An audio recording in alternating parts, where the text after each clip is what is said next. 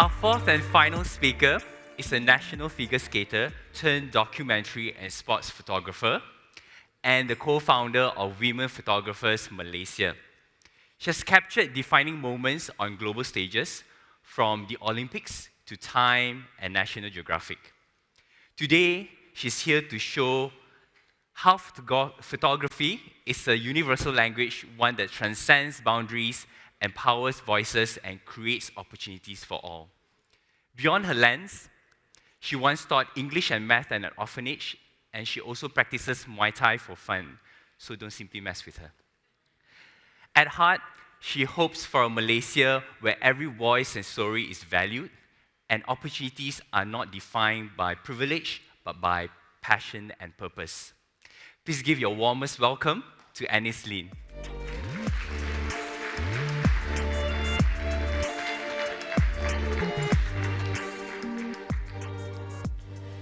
Hi everyone. When was the last time you actually came across a photo that made you stop and look on social media or anywhere? Not because it's beautiful, but because it makes you feel something so deeply that you can't scroll past it. They say picture is worth 1,000 words, which is great because I'm much better behind the camera than with the microphone. So yeah. But today, I want to try using both to talk about something a photograph can when words can't. This is a photo of an elderly man wrapped in the shredded remains of our national flag. It was taken back in June 2021 when I was on assignment during the white and black flag movement amidst of the pandemic. And yet, I came across a tattered flag, and I call it tattered hope. For many, it reflects the state of our nation, the state of emergency at that time, a hung parliament, a rising unemployment, families going hungry, and a surge of suicide during the pandemic. Weeks after weeks, Malaysians raised the white flags in desperation of hunger, and the black flags symbolize the frustration and a plea of leadership. As a photojournalist, I spent years chasing moments like that, moment that speaks the truth, hold memories, and reminds us of our shared humanity. Because photography, at its heart, isn't just about what we see, but about what we remember and what it makes us feel.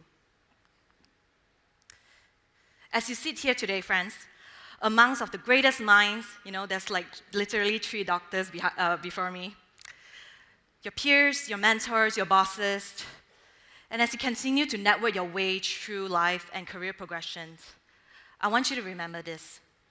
You guys are not here to prove, you're here to improve. And as for me as well, it's the same. I'm not here to impress, but more so to express. Because when we start performing, we finally start asking the 5W, 1H. Who are we when the lights are off and when no one's watching? What are we really doing here? And does it still move us? What are you doing here? When was the last time we paused just to breathe, to listen, and to feel? And also question yourself, when was the last time you guys do something for the first time? And where do we find meaning in all that we do, in your successes? And why do we keep showing up? And why are you here? Why are you here today? And at the end, how do we keep creating, loving, growing, even when the world feels heavy now? So, the moment we stop trying, then we prove ourselves. We make space to truly be our own self, where authenticity, connections begin, and where the real story begins. This is me, by the way, when I was young. Growing up, I was raised by 2 parents who were social workers. My dad is with us today, there you are.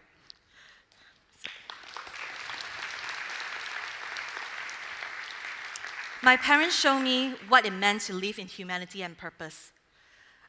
Growing up, I had a lot of grandparents, and majority of my childhood friends are from the orphanage homes. And for both of my parents, they are the same people. They could be on daytime, they could be giving sponge bath for an elderly, counsel single mothers, helping broken families, and in the evening, put on a suit and raise funds for a cause. From them, I learned the importance and the fundamental of life because they always told me, "Girl, get your ABCs right." It's the simplest things, really. Now we are going back to school right now, which are just, even though it's just letters, because that's the foundation. We have to get our foundations right of how we show up to the world as early as we learn from the kids. ABCs, right? In my dad's, which is ABC, which is attitude, behavior, and character. That's how we get our ABC right. Everyone, can you say that with me? Attitude, behavior, and character. And then that's what sets you apart. And for me, photography becomes the way I show up. And over time, I believe that the effects you have on others are the most valuable currency there is. And what you say, how you make others feel. And I see myself a lot in my parents. Before photography, I studied architecture. I thought I would design buildings, not stories. But photography found me and gave me a purpose. That's when you're amongst extrovert parents and you become the introvert one. And aside from being trained in architecture, I was also a former figure skater there, and pursuing winter sport in a tropical equatorial climate. And this experience allowed me to challenge the norm and start taking photographs, framing stories through lens by documenting a group of Malaysians in the ice skating community. So all in all, it tied together being an architecture graduate, a figure skater, and a photographer. And these three have something in common, which is discipline, balance, and a pursuit of form and expression between technicality and artistry. Over the years, through plenty of trials and errors in photography, so aside from graduate in architecture, I also partly graduate photography from the University of Google and YouTube, which is self-taught. And this was one of the many first photos I've taken. It's Rachel Leong, one of the national figure skater, back in 2015, I believe. And then fast forward, as you learn, to try and error, explore. And this is the photo I've taken in 2022, Beijing, of Kaori Sakamoto, a Japanese figure skater. What I love about photography, and I think majority of you, that the importance of documentation is that photography holds no boundary in regards to anyone's social status. It makes people feel seen, heard, and feel, and to provoke understanding. To give voice to the unheard, be it an indigenous boy or a world-class badminton player. Speaking another world-class, this is an actress, Michelle Yeoh. So during at that time, I was tasked to photograph, to cover her when the word homecoming, when she come back to Malaysia. And then you get the statue, you get her, and then you get where's Wally, and there is she. And I was very impressed by this lady as well, with that selfie sticks right there. Very impressed. And again, like I said, photography holds no boundary to anyone's social status. It is a really great achievement, and even more so for us Malaysia. They say Malaysia boleh. The lens doesn't care whether if it's an Oscar or a nearly finished empty plate with just lentils and rice. It demands us to pay attention with what's happening around us. This is Mr. M and his family, a Rohingya refugee I documented back in 2021 July. I was tasked by NPR to photograph the food insecurity when it comes to COVID. So Mr. M allowed me to, in his home, actually cook for me and his family. And you can see what we're seeing right now. The hygienic situation, or the lack of provision, and with using chili powder, lentils, long beans, just to add a little bit of flavor. And I remember one of the interview question I asked him, if money is not an issue at that time, what would you get for yourself? And he said, I would really want KFC.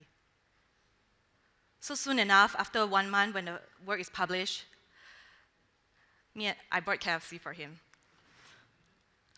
And then he actually I bought KFC for him enough that to actually last him for 3-4 days for leftovers. Leftovers are always the best, so I like leftovers. But he invited me to sit down and actually shared the other 3 buckets I bought with a doctor coming into to the village. He shared the 3 other buckets to all the flatmates and the children. Photography has taken me to places where borders are blurred. One week, I might find myself be at the Olympics, capturing glories of world champions, positions, triumphs, and a history being made. And days and weeks later, I might be deep in the Borneo, covering the complexity of rural vaccinations. And in both words, I ask myself, what does this mean? It means that to document not just what's happening, but also what's the state of humanity. Here is a quiet opening ceremony that keeps the world in times of uncertainty, which centers around this year's theme, risk and uncertainty, where we seek to explore the delicate between stability and adaptability in navigating global transition, with empty seats where no one is there as well. I was there to cover our Malaysian contingent and our very own athletes, such as Farah Ann, our gymnast, and their resilience when no one is watching, but still knowing that everybody is cheering back home. Pandalela. This is a match between Chen Long from China and our national badminton player Li Zijia at that time. Aaron and Sowoyik, where they managed to grab home a bronze medal for the men's double. And also these tiny moments that I encountered that we used to be conquered by Japanese during the Japanese occupation, and how years have passed, you will see a Japanese officer actually carefully holding our Jalur Gemilang. This is Coach Wong Chun Han when he sees our flags up, and also a portrait of Azizu Awang, our national rocket man, for securing a Kering silver. And then off to quarantine for 2 weeks, and then 1 week just to go back home and recalibrate, and 3 weeks later,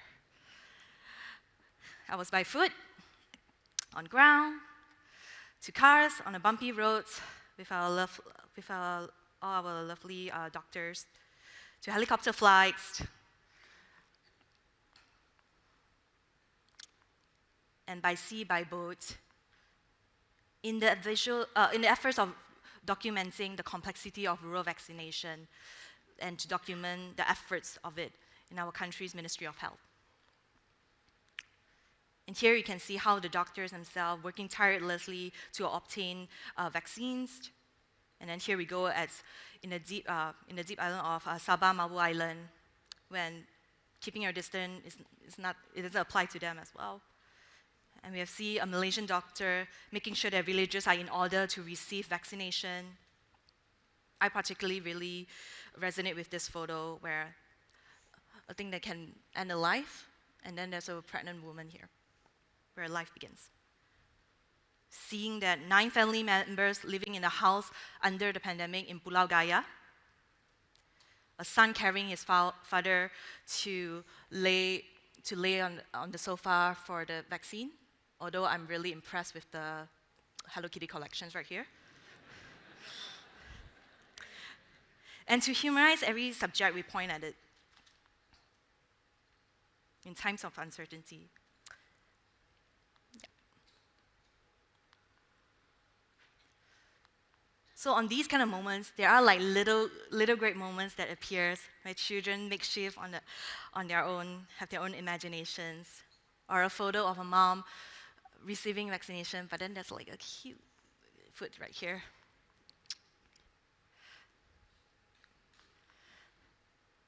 So in terms of making sense of this, I'm still trying to at that time. So it was just from July and August, and then September. And I believe that whether if it's Olympic or through the corners of Malaysia documenting the rural vaccination, it requires the same energy, the same camera, the same spirit to do so. So every voice in story matters. Be it a child, a girl, a mom, or even an Olympic gold medalist, Iman Khalif, an Algerian boxer. She stands as a resilience figure at a time of controversy, ongoing debate over gender, identity, and fairness in sports. At the time, I was on an assignment with the Association National Olympic, where we where we were there to photograph portraits. And then she was here. She had all this thing going on with the ongoing controversy going on her. And then she looked down when I was photographing her. And I told her, Iman, you're like, I get inspiration from the tethered man, the man with the tethered hope. And I say, why not you just put on your national flag and then actually look up? So it's the same thing, but it's just a little tweak and different, and it really depends how you see things in life sometimes. Photography also sometimes represent and cast narrative on like the legacy of our national leader, turning 100 years this year. I was tasked to photograph 3 days before to shadow him. And it gave us a glimpse that he's not just a political figure going up knowing it, or how the media writes it, or how he portrays it, but a friend, a father, a grandfather, a husband, or even showing a long-lasting love story.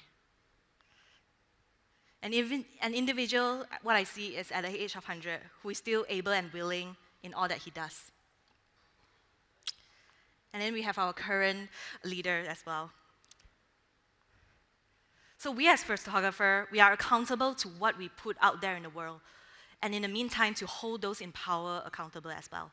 And here is our Prime Minister. It was at the country at the time he was there for the Batang Kali landslide in 2022, where unfortunately 31 people were killed. And I was there to cover it was sort of like a beautiful mess what I'm seeing, but it was devastating. So, photography is a tool for change, to preserve the past and construct the future. And it's also a tool to inform, reform, and unite people. And with that too, we can claim credibility alone. I can claim credibility alone with all the photos we just seen, or we just go through. We have to work together to paint the bigger picture, like you guys as well. The world doesn't need more photographers, it needs more storytellers. Be it using your pen, your voice, and whether you are in the right position to do so, to challenge the norm and create opportunities for others. And in one such project, 12 Malaysians and I, back in 2021, from February and April, we have the privilege to work with Malaysian artist Red Hong Yi, who used 55,000 green tip matchsticks to craft a powerful artwork on climate change. A reminder that even the smallest sparks can ignite big conversation. So never underestimate what you do.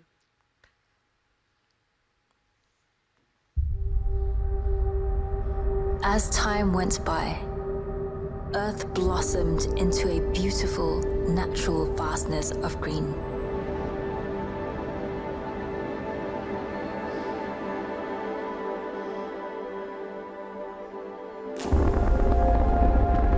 Our human curiosity led us to discover its hidden beauty and its promise of the future.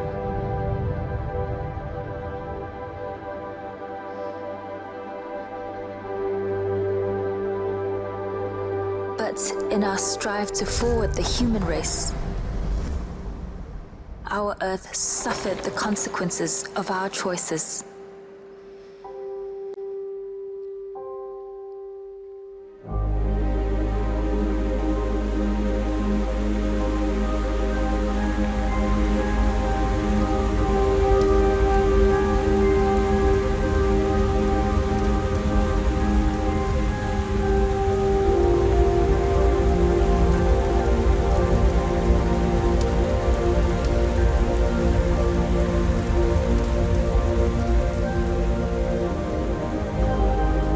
The pandemic has shown us what it is like to go through a dangerous emergency.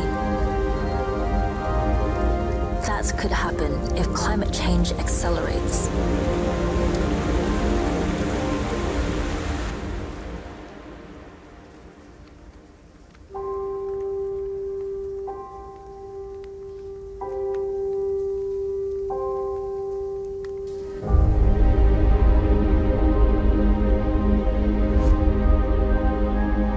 We destroyed Earth, but it is also us who can restore it.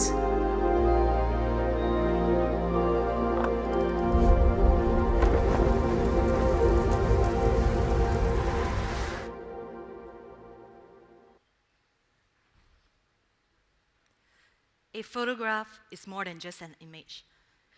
It's an evidence that someone or an issue matters. And if a single frame that holds that kind of power, imagine what can we do and what can we create when we use our all voices. Friends, here's the cover of the Time magazine April issue in 2021.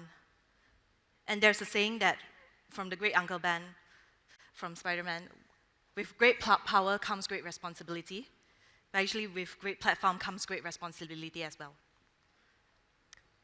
And here are the incredible Malaysians behind the cover.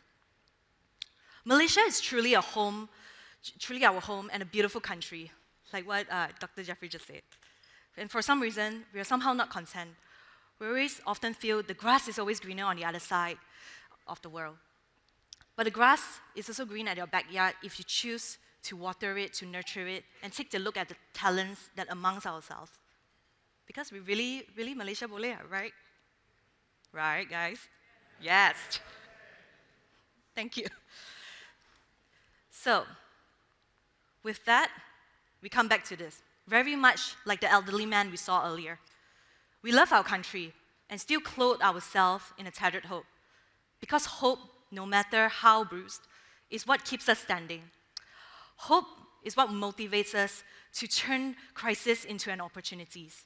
And hope is what drives us to believe that change is still possible if we navigate global transition. And that the Malaysia we continue to fight for, you continue to fight for, and to build only, not just to build only on pride and progress, but on empathy, resilience, and understanding. Together, we can do a Malaysia where stories matters, and then also a Malaysia where every voice is valued. Thank you.